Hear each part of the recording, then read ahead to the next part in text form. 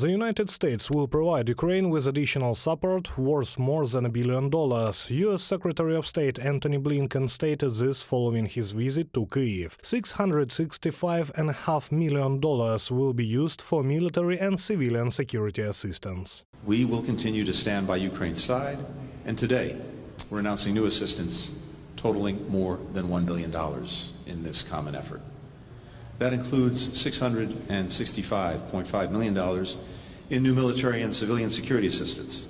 In total, we committed over $43 billion in security assistance since the beginning of the Russian aggression.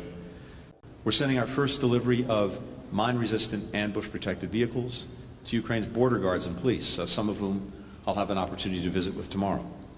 And we're providing critical assistance for demining to help clear Russian landmines, unexploded ordnance, and other daily remnants of war killing and maiming civilians.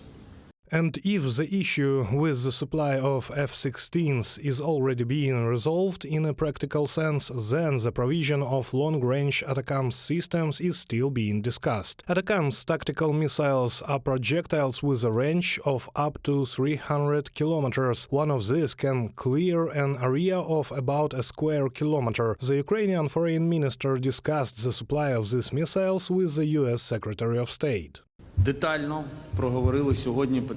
We discussed in detail the provision of long-range ATACMS missiles to Ukraine. We had a very substantive conversation. We expect that discussions within the administration will lead to a positive decision. Germany handed over another package of military aid to Ukraine. This is 10,000 ammunition for Gepard anti-aircraft guns, more than 8.5 million rounds of ammunition, 27,000 ammunition, armored cars and trucks, as well as 20,000 protective glasses for soldiers. Denmark also announced a new package of military assistance to Kyiv. Ukrainians, with the help of their allies, are achieving significant success on the battlefield, says Secretary General of the North Atlantic Treaty Organization, Jens Stoltenberg. The reality is that the Ukrainians are actually exceeding expectation again and again. And we need to remember what's our responsibility. Our responsibility is to support them. We can advise them, but it has to be the Ukrainian commanders, the soldiers on the ground, that make the difficult decisions. We cannot sit here in Brussels in the NATO headquarters, on the EU headquarters, and tell them exactly how to fight.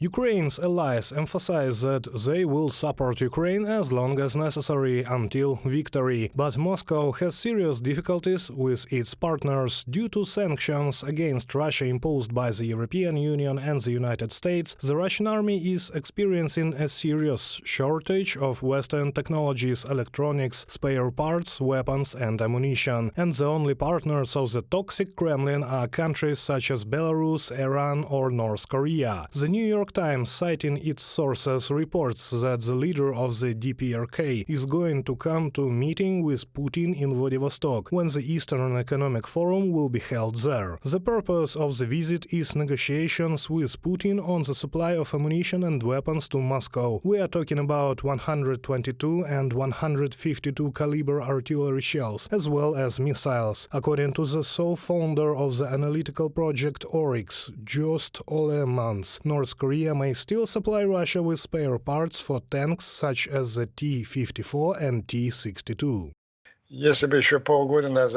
Just 6 months ago, no one in Russia would have thought that their country would critically need the help of such outstanding partners as Iran and the Democratic People's Republic of Korea. This is evidence of the technological, political backwardness and doom of the Russian state. Pyongyang demands a lot for the supply of weapons to Russia, modern technologies for satellites and nuclear submarines, oil products, hard currency and food aid. Reported by Serhiy Kulias, Victoria Smirnova, UATV News.